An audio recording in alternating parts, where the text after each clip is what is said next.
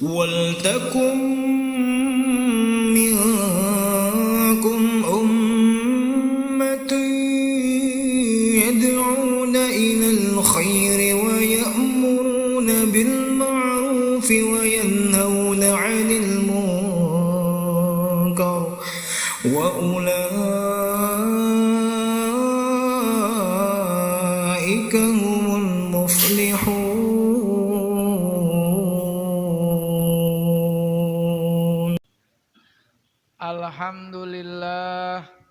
Alhamdulillahilladzi nahmaduhu wa nasta'inuhu wa nastaghfiruh wa na'udzu billahi min syururi anfusina wa min sayyiati a'malina may yahdihillahu fala mudhillalah wa may yudlilhu fala hadiyalah. Asyhadu an la ilaha illallah wahdahu la syarikalah wa asyhadu anna sayyidana wa nabiyyana Muhammadan abduhu wa rasuluh. Allahumma salli wa sallim wa karrim wa barik ala sayyidina Muhammadin wa ala alihi wa sahbihi ajma'in. Amma ba'du fa inna asdaqal hadisi kitabullah ta'ala wa khairal hadi hadiyu sayyidina Muhammadin sallallahu alaihi wasallam wa syarrul umuri muhdasatuhah wa kullu muhdasatin bid'ah wa kullu bid'atin dhalalah wa kullu dhalalatin finnar. Bapak-bapak, ibu-ibu, para remaja, anak-anak sekalian, jamaah Mushola Nurul Huda yang dimuliakan oleh Allah Subhanahu wa taala. Malam ini kita kembali sama-sama hadir di majelis ilmu dalam rangka mengkaji daripada hadis Rasulullah sallallahu alaihi wasallam. Kepada Bapak Ustadz Nuryadin untuk membacanya. Silakan. Bismillahirrahmanirrahim. Wa qala Imam Nawawi fi kitab Riyadhus Shalihin Ba'bus sidqi, bab kejujuran. Allah terkadang menguji seorang hamba lalu dia melindunginya dari kemaksiatan apabila dia mengetahui niat baik di dalam hatinya dan bahwa kejujuran itu perkara yang agung dan berhak mendapatkan pahala dari Allah, maka sudah seharusnya kita bersikap jujur dan menjadi bagian dari orang-orang yang jujur. Allah Subhanahu wa taala berfirman di dalam Quran surat At-Taubah ayat 119, A'udzubillahi minasyaitonirrajim. Ya ayyuhalladzina amanu taqullaha wa kunu ma'as-shadiqin. Yang artinya, hai orang-orang yang beriman, bertakwalah kepada Allah dan hendaklah kamu bersama orang-orang yang benar. Kemudian di dalam Al-Quran surat Al-Ahzab Allah Subhanahu wa taala berfirman, A'udzubillahi minasyaitonirrajim, was-shadiqina was-shadiqat, laki-laki dan perempuan yang benar. Kemudian di dalam Al-Quran surat Muhammad ayat 21, A'udzubillahi minasyaitonirrajim, Walau sodaqullaha lakana khairul lahum. Adapun hadis-hadis yang menerangkannya ialah fal awwalu an ibni Mas'ud anin Nabi sallallahu alaihi wasallam qala inna sidqa yahdi ilal birri wa innal birra yahdi ilal jannah wa innar rajula la yasduqu hatta yuktaba indallahi siddiqa wa innal kajiba yahdi ilal fujuri wa innal fujura yahdi ilan nar wa innar rajula la yakjibu hatta yuktaba indallahi kazzaban. Muttafaqun alaih. Dari Ibnu Mas'ud bahwa Nabi sallallahu alaihi wasallam bersabda, sesungguhnya kejujuran itu membawa kepada kebaikan dan kebaikan itu membawa ke surga. Sesungguhnya seseorang akan selalu bertindak jujur sehingga ia ditulis di sisi Allah sebagai orang yang jujur. Dan sesungguhnya berdusta itu membawa kepada kejahatan dan sesungguhnya kejahatan itu membawa ke neraka. Sesungguhnya seseorang akan selalu berdusta sehingga ditulislah di sisi Allah sebagai seorang pendusta. Muttafaqun alaih, hadis riwayat Bukhari. Ya. Ibu-ibu, bapak-bapak, malam hari ini kita coba akan membahas tentang hadis-hadis seputar tentang jujur. Di dalam kitab Riyadhus Shalihin ini, hadis-hadis tentang jujur memang jumlahnya sedikit dibandingkan dengan hadis-hadis sabar. Kemarin kita sudah membahas tentang bab sabar. Bab tobat udah, ikhlas udah, ya kan Bu ya, sabar udah. Nah sekarang jujur. Jadi kita tuh, jadi itu perjalanan suluknya kita itu. Pertama, kalau kita ingin jadi orang baik, orang benar, pertama kita harus ikhlas.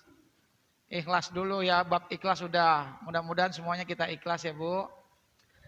Terus kedua, bab taubat. Kita udah minta ampun kita atas segala dosa-dosa kita. Bab sabar udah. Paling banyak hadis di dalam kitab Riyadhus Shalihin adalah bab sabar. Paling banyak. Nah sekarang babnya pindah. Yakni bab jujur. Keutamaan daripada jujur. Qala Allah Ta'ala, Allah berfirman, ya ayyuhalladzina amanuttaqullaha wa kunu ma'as-shadiqin. Surah At-Taubah ayat 119. Bisa dilihat ya Bu ya, nanti di rumah. Allah berfirman, ya ayyuhalladzina amanu, wahai orang-orang yang beriman. Ini adalah panggilan mesra, panggilan kasih sayang. Kalau menurut Pak Quraisy Shihab. Jadi kalau ada kata-kata ya ayyuhalladzina amanu, itu menunjukkan Allah memanggil kita dengan kasih sayang. Tuh. Ya, panggilan mesra. Ittaqullah, bertakwalah kepada Allah. Jadi kalau iman doang enggak cukup. Itu baru dasar. Maka kita kudu jadi orang bertakwa. Setelah iman, kita kudu bertakwa. Itu puncak tuh dari segala predikat. Di bawahnya sabar, ikhlas itu masih di bawah.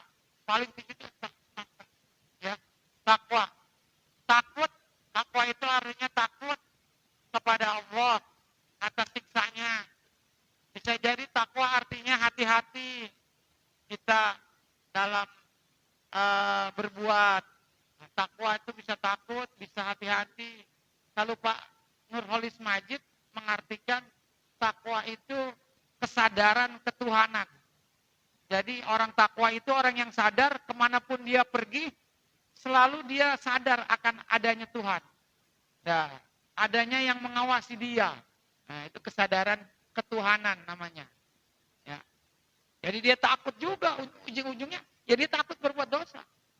Nah kemudian setelah beriman, bertakwa, yang ketiga wakunu ma'as-shadiqin.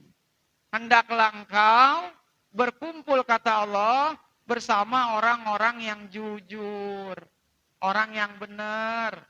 Enggak cukup kita beriman, bertakwa, supaya takwa kita lebih kuat, maka berkumpullah kita bersama orang benar. Berkumpul bersama para guru-guru kita, para orang-orang soleh, berkumpul di dalam majelis seperti ini. Nah ini namanya wakunu ma'as-shadiqin. Ini wakunu ma'as-shadiqin, kumpul. Sebab pengaruhnya banyak kalau kita kumpul sama orang baik. Tuh, udah kumpul sama orang soleh, itu manfaatnya banyak. Ya Bu ya, banyak. Ada satu ungkapan ini. Hubbuka ilal ahyar yaj'alahu minal ahyar. Wa in kunta min qabli minal asrar. Cintailah orang-orang soleh, orang-orang jujur. Niscaya lama-kelamaan kamu akan jadi orang jujur. Tuh. Cintailah orang-orang baik. Lama-kelamaan Karena bergaul, lama-lama kamu jadi orang baik. Wa in kunta min qabli minal asrar. Sekalipun dulunya kamu orang gak baik. Tapi karena bergaulnya sama orang baik, maka dia nanti akan jadi baik pun. Kalau dia gak baik juga udah kebangetan. Ya kan? Hubbuka ilal asrar. Yaj'alahu minal asrar. Wa in kunta min qabli minal ahyar. Tapi sebaliknya, kalau kita mencintai orang-orang yang gak baik, lama-kelamaan kita akan jadi orang yang gak baik. Lama-kelamaan kita bergaulnya sama orang gak baik, maka lama-kelamaan akan berpengaruh pada perilaku kita, tingkah laku kita, ucapan kita, sikap kita. Ya kayak anak-anak deh tuh. Kalau main HP, ya Bu ya, main HP kok kita kaget ngomongnya kok kayak orang dewasa ini anak. Itu pengaruh dari HP. Karena dia bergaulnya sama HP. Tuh. Itu setan gepeng itu, Bu. Apa itu setan gepeng? Yang mau dia kecil itu ya bisa menjadi setan itu. Ya kan? Wa in kunta min qabli minal ahyar. Sekalipun kamu dulunya orang bener. Cuma kamu bergaulnya sama orang gak bener, lama kelamaan jadi gak bener. Tuh. Itu efek, itu dampak kalau kita bergaul. Ya, maka pintar-pintar ya anak-anak muda, si Dapa, si Miko, si Adit, bergaulnya cari orang-orang yang baik supaya kita lama-kelamaan jadi orang baik. Ibu-ibu juga sama. Kalau bergaulnya di majelis, insya Allah ya lama-lama ketemu saja, lama-lama jadi orang baik. Sekalipun mungkin kita dulunya tidak baik. Gitu. Wa ani ibni Mas'udin radhiyallahu anhu anin Nabi sallallahu alaihi wasallam qala. Dari Ibnu Mas'ud, semoga Allah meridhoinya, dari Nabi sallallahu alaihi wasallam bersabda, inna sidqa yahdi ilal birri. Sesungguhnya jujur itu akan mengantarkan kepada kebaikan. Bir, kebaikan. Wa innal birra yahdi ilal jannah. Dan kebaikan itu akan mengantar kepada surga. Ini adalah keutamaan orang yang baik, orang yang jujur. Sesungguhnya kata Nabi, ini pakai nunya nun taukid nih, artinya penguatan, penegasan, bahwa pasti, kepastian. Kalau orang jujur itu, orang benar itu akan mengantarkan kepada kebaikan. Dan kebaikan itu akan mengantarkan kita ke surga. Wa inna rajula la yasduqu hatta yaktuba indallahi siddiqon. Sesungguhnya seorang laki-laki itu dia itu jujur sampai dia selalu berkata jujur sehingga ia ditulis yaktuba ditulis indallahi di sisi Allah siddiqon, orang yang jujur. Wa innal kadziba, sesungguhnya bohong, dusta, yahdi ilal fujur, akan mengantarkan kepada perbuatan dosa, kejahatan, kemaksiatan. Al-fujur wa innal fujura yahdi ilan nar. Dan sesungguhnya perbuatan jahat itu akan mengantarkan kepada api neraka. Wa innar rajula, dan sesungguhnya kata Nabi, seorang laki-laki layak zibu, dia selalu berdusta, dia berbohong, hatta yuktaba, sampai ditulis indallahi, di sisi Allah, kadzaban, yaitu orang yang pendusta. Hadis yang disepakati oleh Imam Bukhari dan Imam Muslim. Segini aja nih dulu ya, satu hadis dulu nih. Kita akan coba untuk membahasnya. Nah, jadi sesungguhnya kata Nabi inna sidqa yahdi ilal bir. Orang yang jujur itu akan mengantarkan kepada kebaikan. Bir itu artinya kata ulama kebaikan yang luas, mencakup semua kebaikan. Jadi kalau kita jujur, maka itu akan menjadikan kebaikan yang banyak, mencakup kebaikan yang banyak kita jujur. Sebab kalau orang jujur, dia memperoleh kebaikan, bir. Makanya kenapa haji disebut mabrur. Nah itu asal kata dari bir. Nah artinya menyeluruh kebaikannya. Kalau orang baik, orang jujur, orang benar, maka dia akan memperoleh keberkahan-keberkahan, kebaikan-kebaikan yang banyak. Apa saja di antaranya? Dia akan dicintai ya Bu ya sama orang. Dia akan disayang sama orang. Dia mau orang yang jujur. Dia mau waktu semasa hidupnya, dia mau orang yang gak neko-neko, ini si bapak, ya Allah, jujur dia mah dagang juga, ada kelebihan duit. Orang beli 20.000, dipulangin, dianterin ke rumahnya. Sudah ada orang jujur, dia orang jujur. Maka itu akan dicap oleh masyarakat, dia orang baik. Dan nanti kejujuran itu akan ngerembes kepada siapa? Kepada istrinya, kepada anak-anaknya juga nanti lama-kelamaan akan jadi jujur. Karena orang tuanya jujur. Tapi kalau orang tuanya nggak jujur, ya anaknya juga nanti ngikutin bapaknya nggak jujur.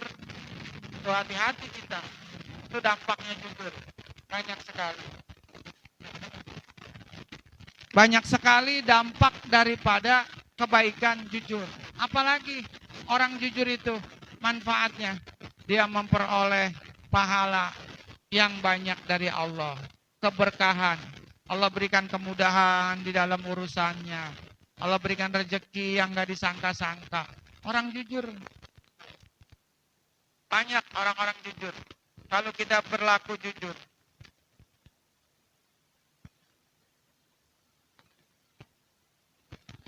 Orang yang namanya bisnis aja, usaha, yang paling penting itu kan kepercayaan. Ya Pak ya, Ibu ya. Kita datang Ibu, datang baju. Itu kan yang penting mah percaya. Orang kalau percaya sama kita, dia pasti beli sama kita. Dagang kalau dipercaya orang, maka dagangannya laris, laku. Tapi kalau dia dusta, bohong, beli dupu, kita belinya yang bagus, dikasihnya yang jelek. Besok-besok beli lagi nggak di situ? Enggak, karena dia nggak jujur. Tapi kalau kita beli duku, kita bilang begini nih sama tukang duku, Bang, saya beli duku, jangan ada yang asem ya, yang asem nih jangan, gitu. Terus tukang dagangnya bilang, Bu, bawa pulang aja, cobain. Kalau ada asemnya, saya dagang duku, maka saya ganti 3 kilo. Nah, tuh.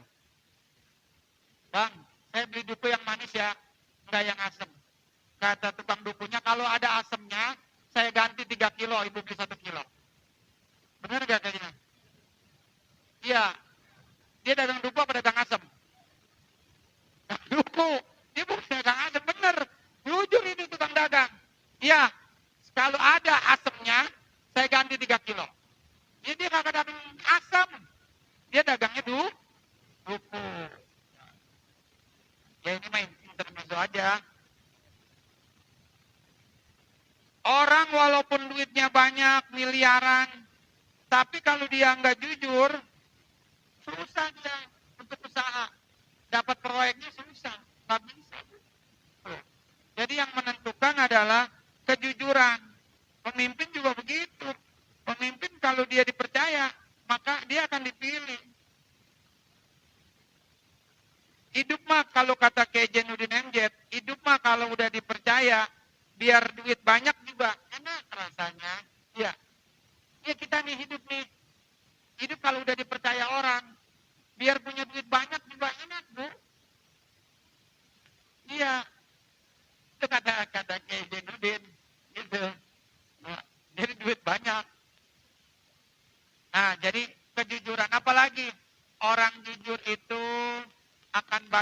temannya dibandingkan orang yang suka bohong. Ya kan? Itu manfaatnya jujur. Kebaikan itu apalagi manfaat jujur.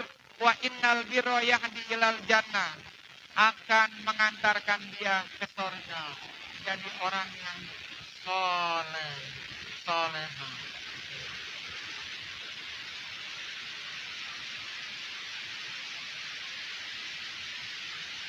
Wa inna rajula la yasduqu hatta yaktuba indallahi siddiqon. Dan seorang laki-laki kata Nabi, dia itu selalu berlaku jujur. Sampai kemudian ditulis di sisi Allah, dia jadi orang siddiq. Apa itu siddiq? Siddiq itu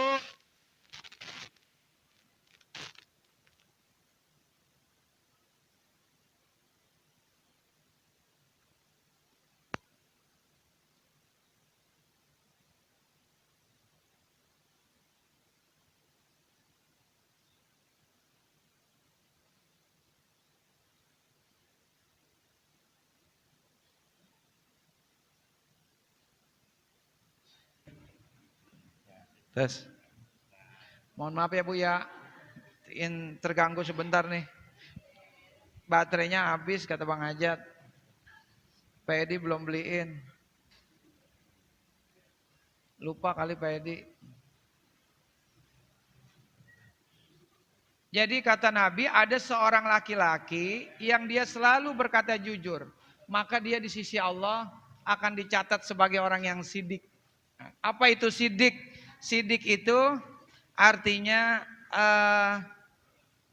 orang yang selalu berkata jujur, sangat jujur, dan kejujurannya itu bukan sekedar diomongan aja, tapi perilakunya, karakternya, akhlaknya itu emang benar-benar orang jujur. Dia mau di depan orang kek, mau di mana kek, mau orang rame, orang sepi, dia tetap jujur. Jadi emang udah bawaannya. Karakternya bukan sekedar jujur di mulut doang, ntar di luar dia nggak jujur. Nah itu bukan sidik. Jadi orang kalau nama sidik itu namain anak sidik. Berarti itu anak karakternya benar-benar orang jujur. Tuh, jujur. Tuh namanya sidik. Tuh kalau dalam bahasa Arab namanya sigot mubalagoh. Yaitu kalau bahasa Indonesianya majas hiperbola. Artinya kata-kata yang berlebihan. Kayak orang memuji, orang lagi pacaran memuji pacarnya, ceweknya. Padahal mah ceweknya jelek gitu ya. Tapi dia bilang, Masya Allah Neng, kamu mukanya kayak rembulan di malam hari. Gitu. Padahal mah mukanya mah dempak gitu. Tapi tetap aja dibilang cakep. Namanya orang cinta ya, itu berlebihan. Kata-katanya berlebihan. Kayak kata-kata seumpama Silgo Mubalago itu, gunung ku seberangi, lautan akan kudaki, yang penting bisa ketemu kamu, begitu ya. Padahal dia jangankan nyeberang lautan, berenang aja kelelep mulu. Nggak bisa berenang dia. Nah itu namanya majas hiperbola. Tuh, berlebihan. Ya, berlebihan. Kata-kata yang untuk memuji. Nah orang yang sidik itu benar-benar karakternya itu emang benar-benar jujur. Hidupnya tuh jujur. Dalam segala hal dia selalu jujur. Baik sama istrinya dia jujur. Sama bosnya kerja dia jujur. Sama temen dia jujur. Kadang-kadang kan sama istri Bang Randy kadang-kadang gak jujur ya. Punya duit kadang-kadang diumpetin di jok motor. Ya Bu ya. Kadang-kadang di selipan peci gitu ya. Selipan peci ini kan peci biasanya yang pakai hitam-hitam nih. Biasanya nih yang pakai hitam nih. Tuh ada, saya mah nggak ada, jujur saya mah tuh nggak ada, nggak bisa nyelipin saya mah, peci, ya kadang-kadang di jok motor, ya Ibu ya, itu harus jujur. Nah orang jujur itu manfaatnya banyak dipercaya orang, percaya, ya. Jadi kalau kata Nabi kalau orang laki-laki itu selalu berkata jujur, lama-kelamaan dia akan menjadi orang yang benar-benar berkarakter jujur. Maka Allah akan tulis dia. Di sisi Allah dia orang yang baik. Dia orang yang jujur. Susah sekarang Pak. Nyari orang pinter banyak ya Bu ya. Tapi nyari orang jujur susah. Jarang yang jujur. Iya, iya kan? Seorang istri aja mau punya suami yang jujur. Ya kan? Bang, saya pengen makan Indomie. Tapi Indomie yang dari Cianjur. Bang, saya pengen punya suami. Tapi suami yang hatinya jujur. Gitu, iya. Nah, ibu-ibu juga bisa juga ngomong. Bang, ya kan? Bapak-bapak juga bisa pakai pantun juga. Bang Parman, saya pengen makan ikan teri. Ikan teri yang dari Cibubur. Saya pengen punya istri yang hatinya jujur. Bisa gitu. Insyaallah. Ya. Ya. Wa innal kaziba, dan sesungguhnya orang yang selalu bohong, yahdi ilal fujur, mengantarkan dia kepada kemaksiatan. Wa innal fujur yahdi ilan nar. Dan kemaksiatan itu akan mengantarkan kepada api neraka. Nauzubillah min jali. Tuh. Hati-hati orang yang suka bohong, maka dampaknya luar biasa. Pertama, orang suka bohong, orangnya nggak akan bisa dipercaya orang. Dia akan dijauhi oleh lingkungan, oleh keluarganya, oleh masyarakatnya. Orang nggak percaya. Orang kalau tukang bohong, dia biarpun dia ngomong benar, dia tetap aja nggak bakalan dipercaya. Sekalipun dia ngomongnya benar. Kenapa? Karena dia selalu bohong. Tuh, kazib, bohong. Yang kedua, orang bohong itu dosanya banyak. Ada aki-aki, Bu, punya istri 3. Ngobrol sama saya, orang Kosambi. Saya bilang kalau bisa mah ente jangan punya bini lagi ya, yang kayak gua nih. Emang kenapa Kong? Saya mudorotnya banyak, dosanya banyak. Emang kenapa? Itu dosa kalau dikumpulin lebih dari 3 truk. Dia bilang begitu. Jadi itu dosa bohong sama bini aja kalau dikumpulin lebih dari 3 truk. Buset, banyak amat Kong. Iya, suka bohong mulu. Ntar bini muda, ntar sama bini tua bohong gitu. Jadi tiap hari kerjaannya bohong. Tuh, kumpulin lebih dari 3 truk. Masya Allah. Tuh, ya.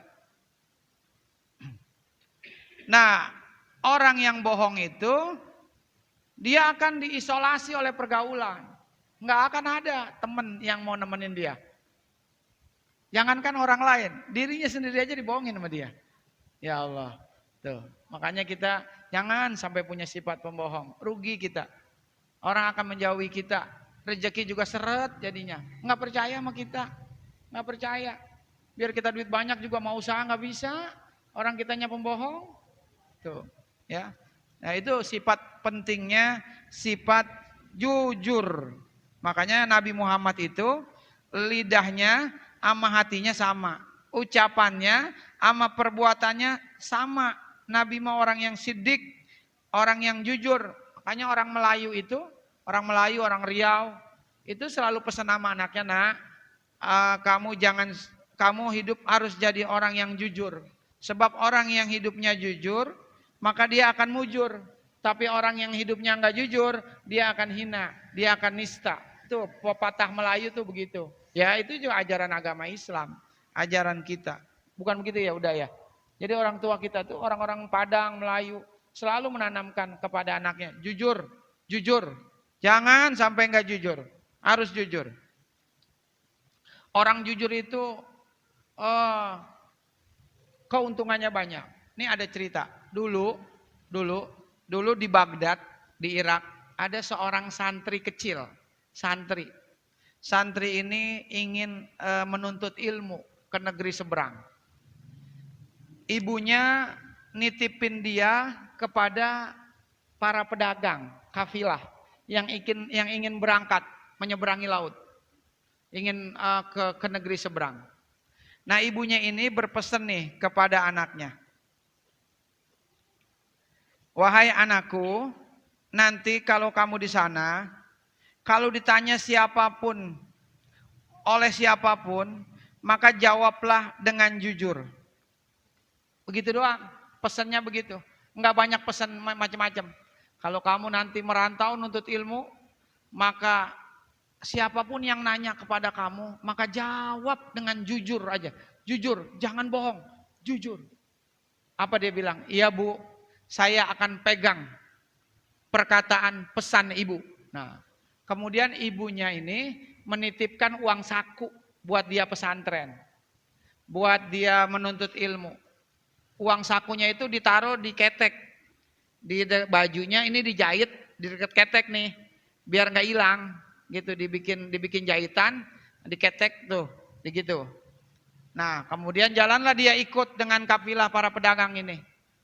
Sampai di tengah laut, datang perampok. Nah, semua penghuni itu, para pedagang itu dirampas hartanya. Satu persatu diambilin. Nah, sampailah kepada anak kecil ini nih. Anak kecil ini ditanya sama perampok, wahai nak, kamu mau kemana? Dia berkata jujur. Saya pengen menuntut ilmu. Sebab dia ingat pesan emaknya. Siapapun yang nanya sama kamu, jujur. Jangan gak jujur. Nah, terus kamu punya uang gak? Kata perampok. Punya. Loh, kaget nih perampok. Jujur amat nih anak. Ya, yang lain pada ngumpetin duitnya, takut diambil. Dia mah jujur. Iya, saya punya Pak. Di mana uangnya? Nih di dekat ketek nih. Tuh. Oh iya ya. Diaduin lah nih. Tuh Pak Yanto. Sama pimpinan rampok nih. Pimpinan rampoknya diaduin pimpinan rampok. Pak itu ada anak kecil jujur banget. Ditanyalah sama pimpinan rampok. Kamu mau kemana nak? Saya mau nuntut ilmu. Kamu punya uang? Ada. Mana uangnya? Nih Pak. Ada. Tuh. Kok kamu jujur? Iya. Sebab sebelum berangkat mama saya pesan. Ibu saya. Siapapun yang nanya sama kamu. Maka berkatalah dengan jujur. Dan itu akan saya pegang selamanya. Ini pimpinan rampok ini kemudian tertengun. Diam aja. Sambil menunduk, dia meneteskan air mata.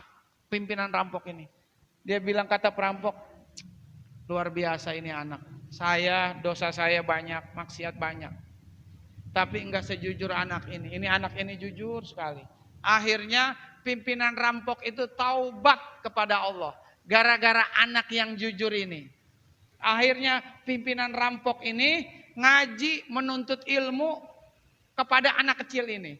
Dan anak kecil ini kemudian menjadi ulama besar. Menjadi sultanan aulia. Pimpinan para wali.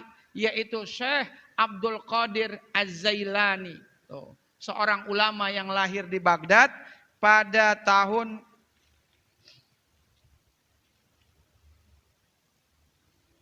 470 Hijriah. Beliau pendiri Tarekat Qadiriyah. Masya Allah. Syekh Abdul Qadir Jailani yang namanya selalu kita kirimin Fatihah apabila tahlil. Dari kecilnya aja sifatnya itu luar biasa, jujur. Ya makanya nih yang kecil-kecil ajarin. Dimanapun kamu berada, jujur. Jangan sampai nggak jujur. Tuh, Masya Allah. Ya Pak ya. Itu cerita tentang Syekh Abdul Qadir Jailani. Buah daripada kejujuran beliau, pimpinan rampok taubat, kemudian ngaji menjadi murid beliau. Tapi kalau kita bohong, sebaliknya sifat bohong justru nanti akan mensengsarakan kita. Ya kan? Kita sengsara kalau punya sifat bohong.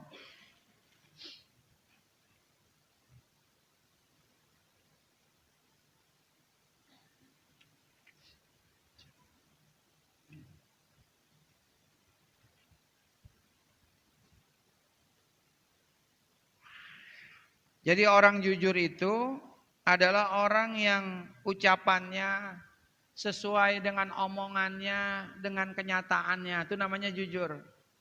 Sebaliknya orang bohong, ya kebalikannya. Omongannya sama kenyataannya beda.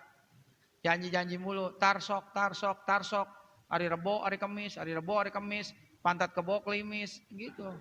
Iya, janji-janji doang, bayar mah kagak. Itu orang bohong tuh. Orang udah gak percaya. Justru orang jujur itu lahir batinnya itu benar-benar.